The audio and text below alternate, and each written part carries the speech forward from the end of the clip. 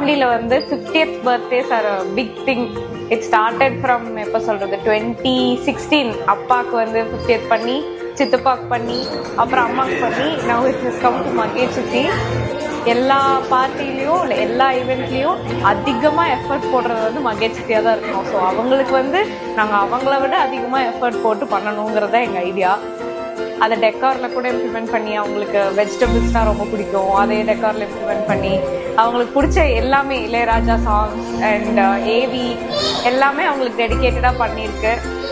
அவங்க இதெல்லாம் பார்த்துட்டு எவ்வளோ எக்ஸைட்டடாக இருக்க போகிறாங்க, எவ்வளோ சர்ப்ரைஸ் ஆக போகிறாங்கன்னு நினச்சா எங்களுக்கு அதை விட எக்ஸைட்டடாக இருக்குது. இந்த பிளானிங் நடக்கிறதுக்குள்ள எனக்கு ஒரு 10 அடி லதாமாக்கிட்ட இருந்து ஒரு 100 திட்டு, எங்க அப்பாவுக்கு 100 திட்டு, எல்லாம் திட்டுலாம் வாங்கி எல்லாம் கடைசியில இப்போ பிளான் பண்ணி இதுல வந்து நிற்கிறது. So we can't wait. And இதெல்லாம் வந்து ஒரு வேலையாக நினச்சி கூட நாங்கள் பண்ணல. இது எங்களுக்கு வந்து திஸ் இஸ் ஆர் டியூட்டி மாதிரி ஆஸ் அ ஃபேமிலி இது மகிழ்ச்சிக்கு பண்ணணும் அப்படிங்கிறது.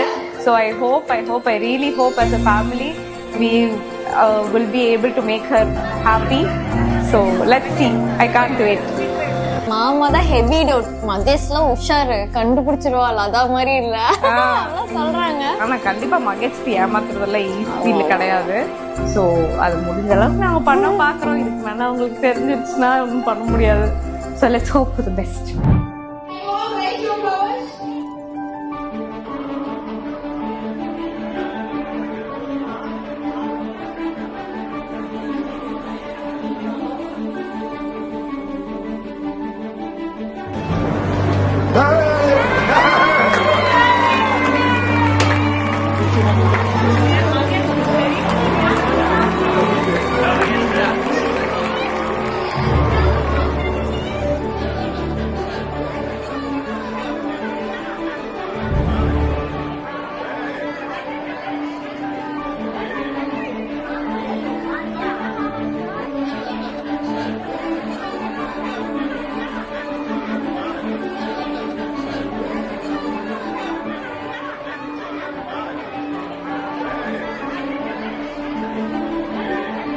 நான் இது 5வது சர்ப்ரைஸ் பர்த்டே நம்ம ஃபேமிலியில்.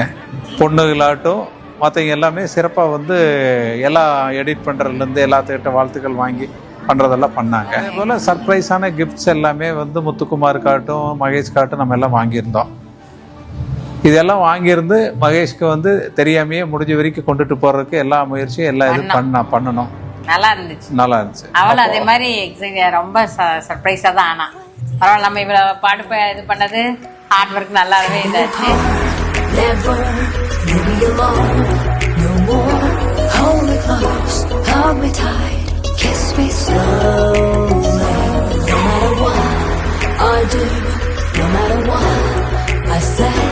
You should know you're the one that makes me smile. You and I forever in love, growing old.